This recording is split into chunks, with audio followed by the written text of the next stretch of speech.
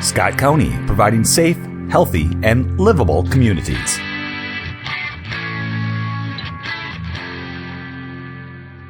Highway mobility and economic impacts. Katie, welcome. Take it away. Good morning. Thank you, Mr. Chair and Commissioners. Today we have a great panel here to discuss highway mobility and its significant economic impacts within Scott County. Community design is a core objective of the board's strategic plan, with strategies focused on enhancing safety, mobility, and economic development through a balanced transportation system. Our principal arterial highway systems are critical to achieving these goals. As a growing county, our continued investment and strategic build-up of this system in a balanced manner is essential.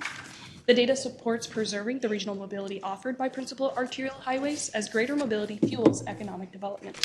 Additionally, strategic infrastructure investments on principal arterials have led to significant safety benefits. A high-performing highway system is a unique opportunity to touch the lives of all residents and the regional community in a meaningful way.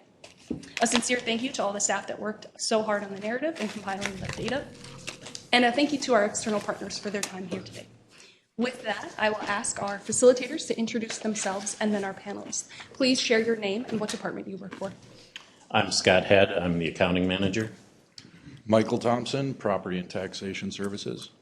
Lisa Brodsky, Public Health Director. Steve Collins, Scott County Sheriff's Office. Lisa Freeze, Transportation Services. Bryant Fisek, I'm the South Area Manager for MnDOT Metro. Welcome. Welcome. Very happy to be here. Welcome. Thank you. Greg Oberle with CHS Inc. Craig Jensen, Transportation Planning Manager. John Rudolph, Transportation Services.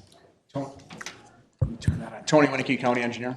Now, of course, everyone's welcome. We just happen to have a meeting that maybe your ears were burning, perhaps, Mr. MnDOT. So, welcome. They're always burning. True. All right, and with that, thank you all. Michael, if you'd start with our first question. Thank you. One of the measures that I found somewhat interesting has to do with having at least 50% of the local labor force living and working in the county, which is on page 10. And I have maybe a multi-part question, but first off, when I look at the numbers from 2019 to 2021, there's a substantial increase in that measurement for the percentage of people who live and work within the county. And I can assume maybe that had to do with how respondents answered the question if they work remote, and maybe that becoming more prevalent. Is that the case? That'd be the kind of first question. Yep, that's correct. And that's what we suspect, is that it's how they answered the question. But with COVID and more people having the ability to work from home, since technology was kind of forced to upgrade, even here with Scott County, where we had that more ability to work from home, I think people had answered it that way. You can see every county was experiencing that kind of uptick during that. And so we don't have the 24 data. The 24 data won't be available till September. So it'll be interesting to see, because there was a decline from 21 to 23. So how does that decline continue as more and more people return to work? Thank you. And then, do we know if somebody works remote like 4 days a week, were they counted like as 80% working in the county they live, or is that? We don't conduct the survey, so we don't know those details, how they answered it. And then the final kind of question I had on this, there's a number of scenarios that could result in us having a more favorable measurement, greater number of people living and working within the county. One obvious scenario is if somebody lives here already and works downtown Minneapolis and they switch jobs to within the county, I don't think any of us would question that would be a huge benefit, less travel and all that kind of thing. But what about the person who lives in Bloomington, works maybe at a warehouse in Shakopee, and they move to Jordan? That person wasn't in our data the study before, but now is a positive saying they live and work in the county. So it's going towards that increased percentage that we want to see according to the measure. However, now they're potentially commuting further on the roadways and then living their day-to-day lives previously in Bloomington, if they're going to school or the grocery store and all those kind of things, they're now doing here. So is there any way to track how those changes happen from year to year and why they occurred? I don't know that we have the detail in the survey to answer that, but I think the benefit, are the things we can see is the impact on our roadways and our principal arterials with the river crossing 169, and trying to get more people to work in the county, not having to make that commute across the river, where that is a substantial investment to try to improve that situation with the congestion that's at the river. I think overall we would see. By more and more people working in the county, that we wouldn't have that, that peak demand going to other counties, especially trying to cross the river. Thank you. Did you want to go next? I can go next. In looking at your crash data, and I have to say, most of the crash data in here is amazing. It really clearly indicates the pre and post construction projects. So, and the decrease in crashes, I think that's clearly stated and really speaks to a lot of the great work you're doing. I did have a question about the crash data on page 15, however. It looks like from the chart, even though we have decreased even the number of cars on the road, we're still not quite at pre-COVID levels. It is increasing. Number of fatal and serious injury crashes are increasing in Scott County and appear to be going down in other places. And I'm wondering if you can speak to why you think that might be, and how does this particular data, how it may inform your work moving forward. Yeah, thank you. Great question. So if you look at both page 14 and 15, so 14 is the crash rate, so that's all crashes. And obviously that's trending down, and it looks good. And then on 15, it's actually the fatal and serious injury crashes, so your highest level crashes. And we've had an uptick in a few years. And so this is probably more what we're going to be looking at moving forward, in part because of the reporting requirements or lack thereof for property damage crashes, which are captured on page 14 in that graph. So really focusing on 15, and we've made a ton of investment and improvements in a lot of areas in which we have improved kind of hotspot areas. We've got a lot of rural roundabouts, things of that nature, in which we did have several crashes. So we've been very successful in that regard. The fatal crashes are pretty random. When we look at our crashes over the last, say, 5 years, there's not like any one hotspot that we've had a lot of either fatal or serious injury crashes that you can get into. We've got a specific concern here. So most of those crashes involve, they're in two areas in particular. They would be at intersections, or they'd be run off the road, single vehicle. And predominantly it involves speed and inattentive driving. So we're looking at, what can we do, and across the state, and the state's got a big strategic safety plan out right now, actually, for review and comment at this moment.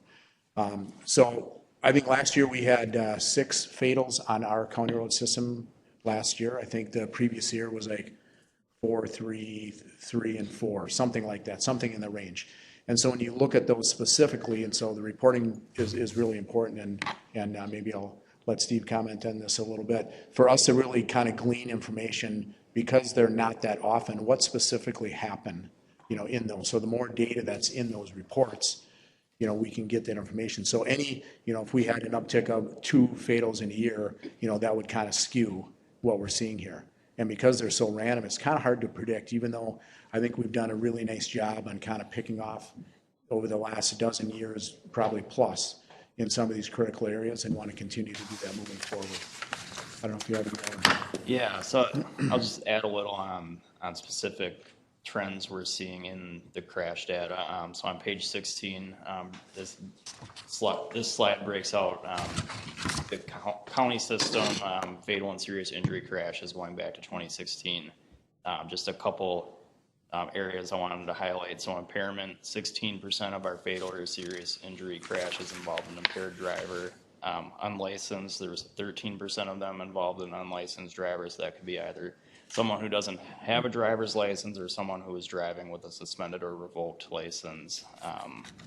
other areas, distracted driving, so 5% of the crashes involved a distracted driver. So really what I wanted to hit at with that is it's a human issue that we need to find a way to solve, engineering, education, enforcement.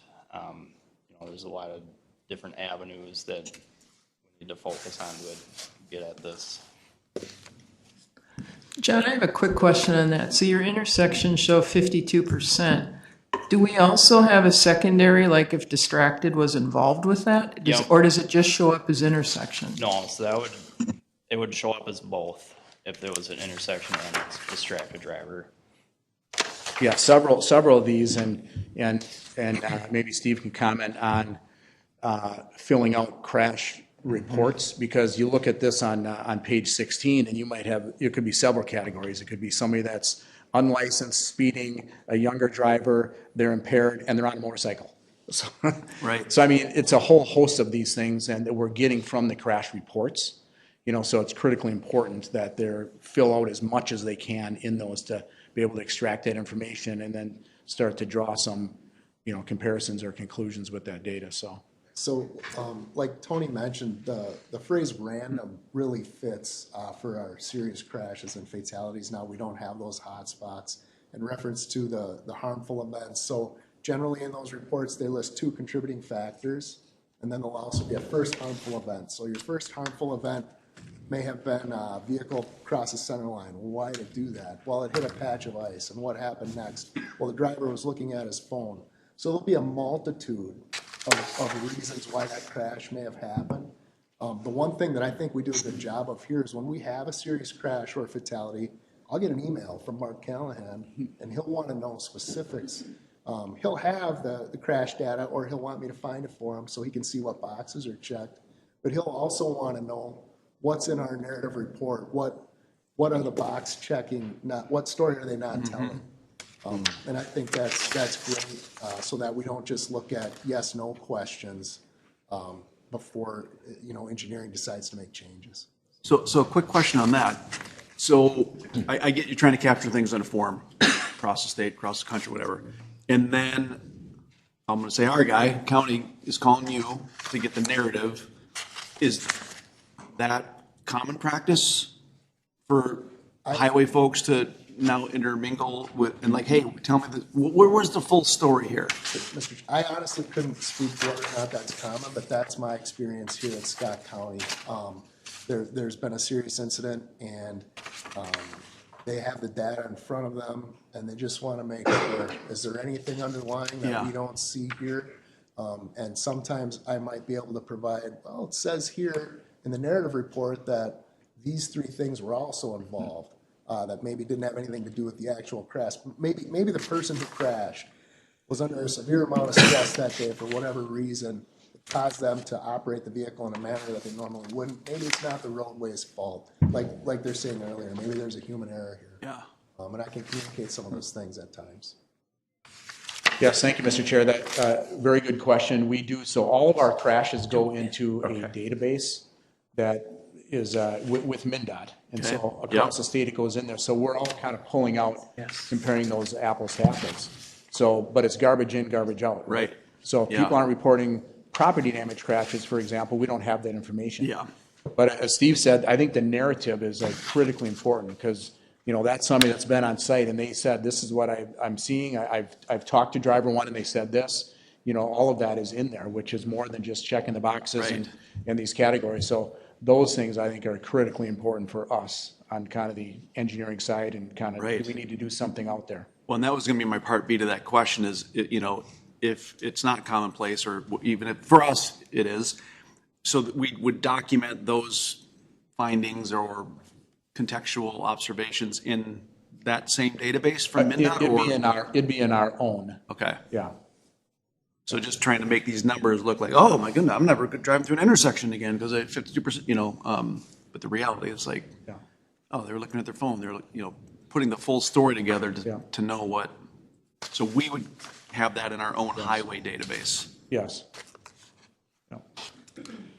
I have and you actually did answer one of my questions I had about this data on page 16. And obviously, Public Health Director, we are very interested in the human aspect and how to try and prevent some of these things. And I think it's certainly a way that we can work together. And I know a few months ago, I reached out to Lisa Fries and said, as I was driving in, I think it was 101, there was a message about driving under the influence of cannabis. And I thought that that was such a great place where we could partner.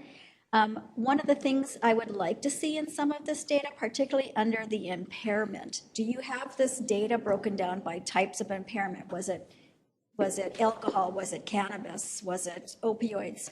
I think, and I suspect that as cannabis becomes, as we're moving forward with legalization and it becomes more accessible, that we'll see more there. So that would be data that would be very interesting to track to see if the accessibility of cannabis leads to more fatal and serious injuries.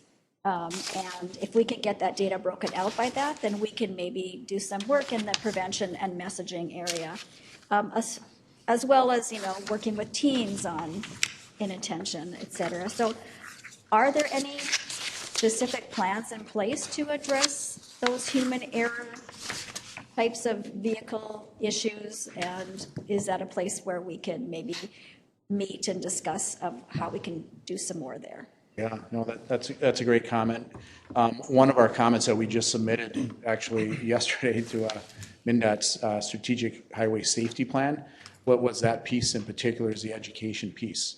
And so then looking at ourselves, what can we do here? I mean, there's kids now that they leave high school and they're not even licensed yet. So there's things like that they're delaying.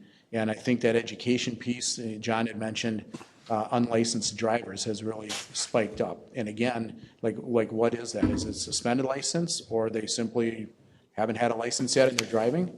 Whatever that is, but I think that education piece is a huge component. And I think we could look at what can we do here within Scott County with all of our partners, schools, police, all of that. What can we do? And it's really kind of a life cycle thing, right? We kind of look at the early driver, the new driver, and then we always look at when somebody's elderly and they're still driving, should they retake their license? What is that education piece? And what's kind of in between that? Because we're probably all guilty of probably not driving as we should. So how do we get that out? Either some sort of education, media, whatever that is, but I think it is kind of a missing component in our society. If I can jump in really quick, just on a state level, going back a little bit, fatalities have leveled off and are even increasing a little, and we've been noticing that trend, and it's troubling. We've had our Toward Zero death goal that we've been moving to, and where our discussion has gone on a state level is that got us some great improvements. We saw a fantastic decrease in fatalities over the years. Now that we've leveled out, what is next? And the next thing we're talking about is more of a safe systems approach, which gets back to what Tony was mentioning, and really trying to think about that redundancy beyond just the engineering. Is it a safe driver? Do they know all the rules? Do they have that education? Is it a safe vehicle? Are they buckling up? Are the brakes working as they're supposed to? APS, all that. If they happen to go off the road, did we give them a recoverable slope? So it's really trying to provide that redundancy and say, okay, where can we look at this and how can we help people so that if they make a mistake, or rather when they make a mistake, it's not a fatal mistake and there is something in there that prevents the fatal. So that's what we're talking about as a state level, and I think that will encompass more than just the engineering and get into some of the education and other pieces that you were just talking about. Yeah. Yeah, just a comment, maybe a question, follow up on that. On page 16, the data here is a collection from 2016 to 2024, which I find not very helpful or informative, because the important thing is to know what are the trends in different categories. For example, in that window you've got there, speed is only 12%, but I think if we were to see that on year by year, I think the speed would be much higher than 12%. But I'd like to know what it is. I think the speed on the state numbers that I've seen in the tab, speed is much higher than this. And that's year by year. And so my concern is, just anecdotally, I drive on the freeway, system quite a bit. And I see excessive speed and I see very little enforcement. I mean, when I say excessive, I'm talking 80 miles plus an hour on 169 and that's my main one I go on, but it would be on all the freeways. But so that would be something would be helpful to know.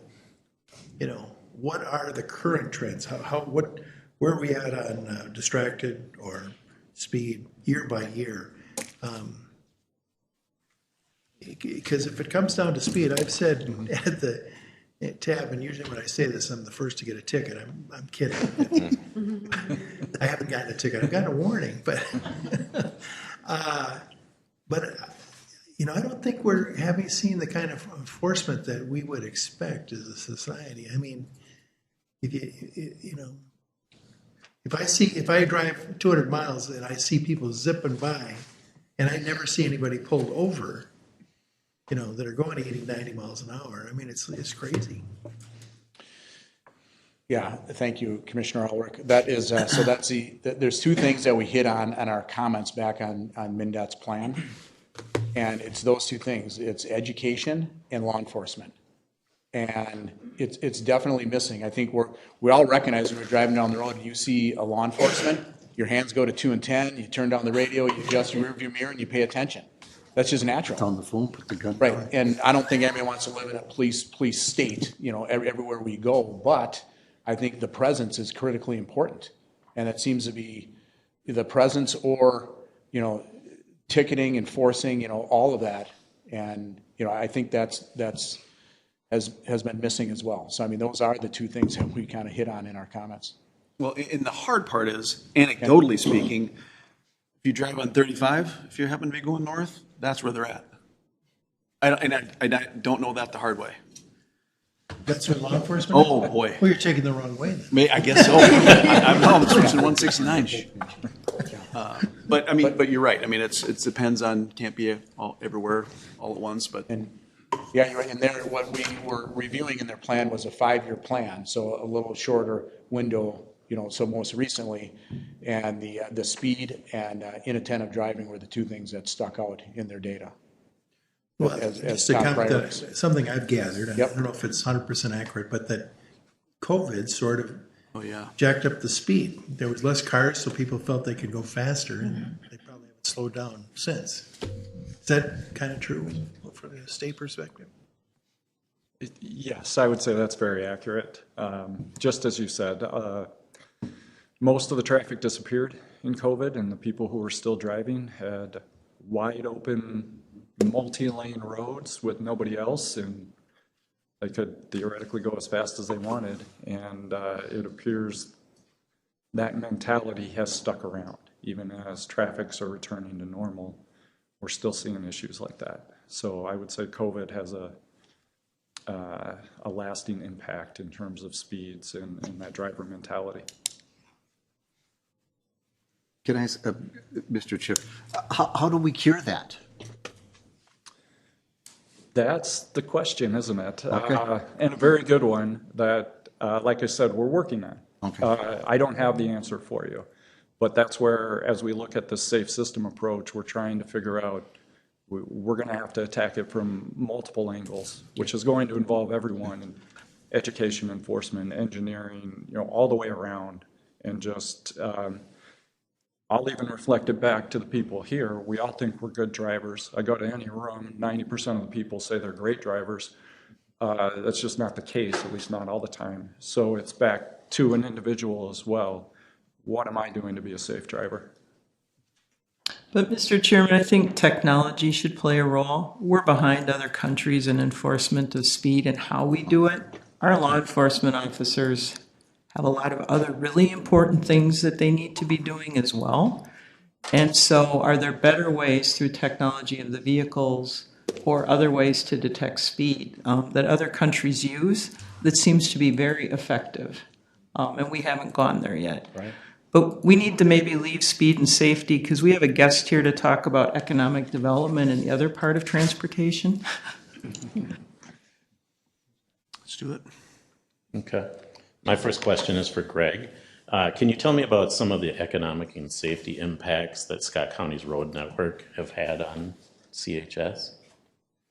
Yeah, first of all, I want to thank you for this opportunity, not only today to provide feedback, but I was running Savage for many years, and I was invited to a lot of the meetings of the development of this corridor. Very much appreciated that, and I really felt like they took the time to engage the business community and really sincerely get that feedback. And so I've been traveling in this corridor since 1986 when I first started working out at the Savage Terminal here. I live in St. Paul. So as far as the economic impact, unfortunately, I can't say that we've seen a benefit in that way, but that's got nothing to do with the corridor. It's more to do with the grain markets. Our historical numbers are down, not only us, but Cargill, Riverland as well. Where that goes in the future, who knows, right? There's so many factors involved there. But from a safety standpoint, for us, it's been nothing short of phenomenal. Mm-hmm. For years and years and years, not only for our employees, but for the grain trucks coming into town, by separating that grade, it just made a world of difference. I watched for years trucks having to pull out in front of traffic just to get, especially coming out of our lots at Dakota Avenue and specifically, they were forced to pull out in front of traffic to get going back east and just hoping that the people were paying attention and hit the brakes. Mm-hmm. Otherwise, they'd be sitting there all day. The same thing with our employees. So that flyover there, I thought it was fantastic. I remember being involved in meetings. There was 4 different options they were looking at, and I thought they picked the right one. Other thing I'm very impressed with is they even factored in heavy haul that we do in and out of our property.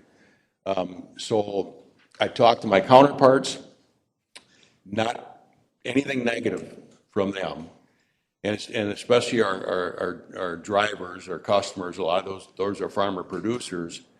No complaints, which is really good because you know how it is, and everybody in this room understands that. You hear a lot of things when things don't go well.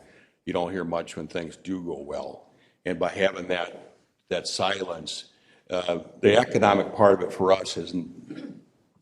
I think that will only help in the future as we're challenged with moving product around the world. But so my hat's off to everybody involved with that because I think it's fantastic. I don't work out here on a daily basis anymore, sometimes I still pass that frontage road because I've got the old route in mind, but I got to turn around and go back.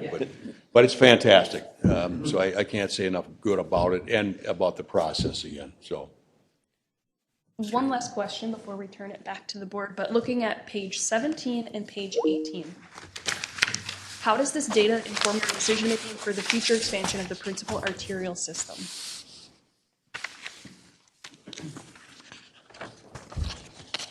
Well, I think if you take a look at especially the job data, you will see a very high correlation with the 169 corridor and where job growth has occurred in the county. I think locational decisions of businesses expanding, trying to get employees in, trying to get product in. They like to be on a corridor where they can get in and out quickly. The interchanges, I think, have helped that. And we continue to see that growth in the future. If you look at the regional forecast, we'll have to see if they bear out. But they also are banking on the same trend to continue. Property values show a little bit different story. It's not quite as dramatic, but you are seeing growth along the corridor. But the rest of the county actually is keeping up with the property value increase along the corridor. And I think that's because the improvements like interchanges improve accessibility for people getting on and off the highway system. They improve safety. And so people are willing to live 2 or 3 miles or further off the main corridor because of those improvements if they need to get and use the principal arterial system. In terms of the future, we have less freeway corridors to build upon, but we have principal arterial corridors that are going to be a little bit mixed. County Road 17, County Road 42, County Road 8 are all part of our vision. And as we invest in those corridors, we need to think about mobility in particular as we're designing them. Katie, can I ask one more quick question? I'm dying to know. On page 12, it's the means of transportation to work, and it really shows that less people are driving alone to work, which is really what we want. One thing that is missing from here, and it's probably because it's negligible, is the number of people that bike to work in Scott County. I think in 2023, it was 0. In 2022, 0.3, 2021, 0, 2020, 0.1. This is also from ACS data, American Community Survey. So how, from the public health perspective, we want people to bike to work. We want people to be more active. So how can we make Scott County more bikeable? So we've been very diligent over the last 15 years or so, surely since Leslie came on as our administrator, in putting trails along all of our county roads when we have projects as part of any development that comes along, and on both sides of our county road as well, when we have those opportunities to do so. Sometimes there might be some constraints that we can't quite accomplish that, but where we can, we put our trail system. We've got an expanding regional trail system as well, connecting our parks and beyond that, constructing the Union Junction Trail right now as well. And we work with our city partners as well. So years ago, it was such that we'd build a trail along our roadway or a sidewalk, whatever that is, and then we turn over to the city and say it's take, and maybe not quite taking care of the long term. So we have since changed our partnering with them, and we're responsible life cycle 50% with that. So when we build it, it's 50-50 even, and all maintenance activities, including replacement sometime in the future, is a shared responsibility to try to ensure that we've got walkable communities and connections between communities on our trail system as well. Craig, what about though, one of the things maybe you from your regional work, how people group their trips, that's part of the issue with the work commute, isn't it? And maybe how people answer the question too. I mean, if it's a nice day and they live near their work, they may bike to work, but 3/4 of the time they may choose to drive, and they just put drive instead of. So there may be some of that, and it's also our land use is kind of a suburban area. Some of the where people live and the jobs are not necessarily right in close proximity either. So there's probably a variety of factors, but I think we need to be able to try to provide safe accommodation for those that want to bike to get to work. I think that sometimes is a factor people think about. Is it I can ride my bike, but is it really safe to get there as well? So I think there's a whole variety of factors on why people may not to choose to bike to work. Any final comments from the panelists?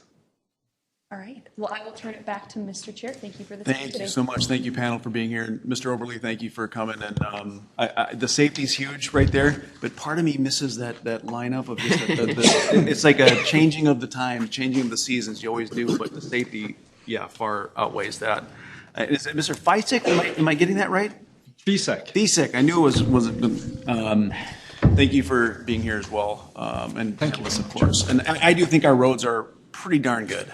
And I'm driving around in a 1-ton pickup, so I know which roads are bad and which roads aren't. One's ours, one's yours. That comes to mind. That's how I know it was at PQI. Is that the Pavement Quality Index? Is that I can tell you PQI with driving that pickup, especially empty. Members, any questions? I've got a few questions, but I know we're trying to move through. Yes, please. Yeah, Chair. On page 8 is the graph of 169 and the issues on 169, and I see through Shakopee on between County Road 69 and 21, it's a really green, which has the impression that it's a safe corridor with less crashes. I don't know if Shakopee would really agree with that, especially during weather events and that type of thing. So how is this determined, the colors and the safety? And maybe that's Mr. Bryant, or I'm not really sure. How is that determined of that that's the green? So I can speak to that a little bit. So I went through and calculated crash rates on all of these different segments. So the green represents a crash rate that's both below the critical crash rate and below the statewide average crash rate.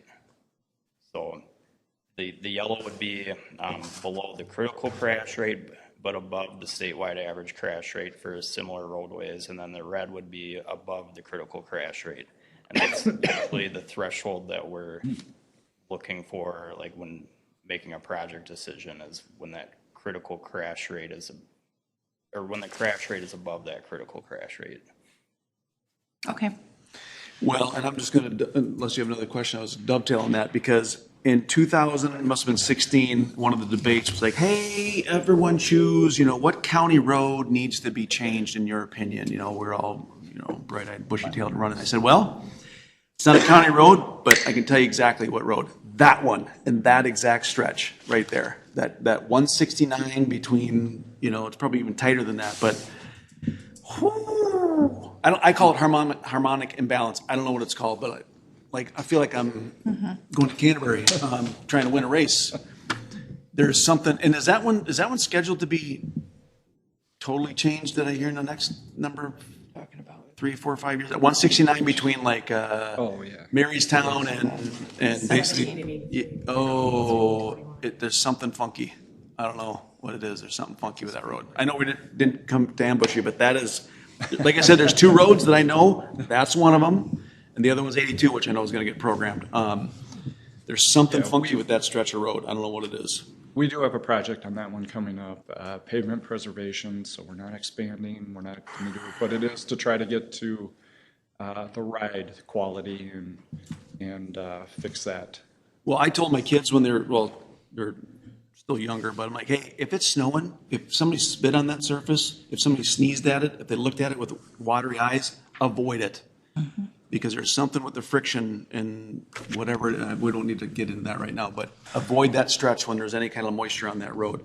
But the data shows it's below the statewide crash limit, and that is very clear and has been clear. You might not like the ride quality, but it still is a safe road to travel on. In the summer, we don't need to debate this, or maybe we do, but I don't think the city of Shakopee would agree with that, but that's a whole other story. I do think, generally speaking, our roads are, I would call them amazing in the county and the state, almost Cadillac.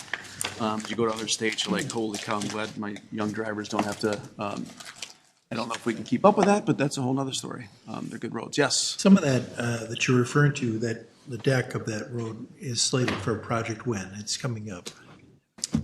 28, I believe.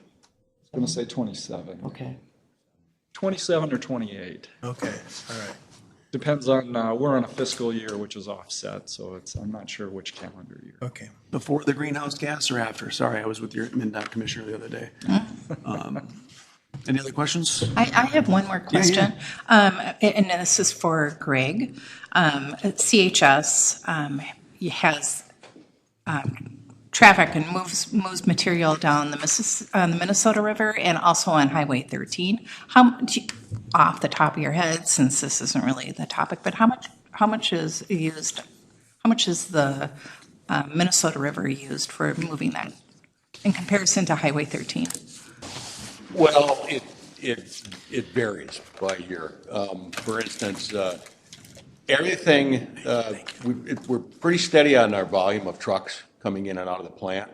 What varies is the mode that it goes out, either by rail or river. For instance, last few years we've been doing mostly rail, outbound rail. This year now we're back to the river. So it's always a competing market depending on where the product is needed, and rail freight, barge freight, and all that kind of thing. It's a moving target. Okay. But what's consistent is the amount of trucks that have been coming in out the last year. We're doing probably about 25,000 trucks annually. Cargill, Riverland, it may double that between all 3 of them. But so the truck's consistent. Like I said, what varies is whether it goes out on rail or river. Okay, thank you. One last question, Tony, maybe I'm reading this wrong. Page 14 and 15 14 looks like we are below average on crashes per million vehicle miles traveled. And then 15 looks like we're maybe well above or certainly above the trend on serious and fatals. Like what's the, am I reading that right? And how do those reconcile? Nope, that, you're correct. And this is the one that we do want to focus on moving forward, is this, and getting at to where these fatals are, or serious injury crashes, if there's any patterns with these, so kind of understanding data, where these happen. Oftentimes they are random, so some of this, like, I mean, we had 2 fatals last week, one at a signalized intersection on Trunk Highway 169 in Jordan. We're building an interchange. Hopefully that goes away, those type of crashes. And the other was a run off the road. So like I said earlier, those are kind of the 2 critical areas, and it involved a pedestrian. It was very unfortunate and kind of ironic. Somebody walking clearly off the roadway gets hit by somebody running off the road. So just really odd, but so it's those types of things. It's like what could have been done differently, right, in that pedestrian crash in particular. Well, and it wasn't Natchez kind of like that a little bit. There was fatals there, but it was like didn't meet warrants. But it was just, I don't know, there was this drunk. I think there was some substance and this distracted driving a few years ago that led to fatal. So it's like factoring those in and weighing those correctly. But at the end of the day, if it needs a signal, it needs a signal, right? Right. Yeah, there's only, you can only engineer so much, but where there's patterns of things. Yes. And is there a solution for those patterns? And, so like down in Jordan, a lot of high-speed crashes there, and they, it's not going to end well when that happens. Right. Mm-hmm.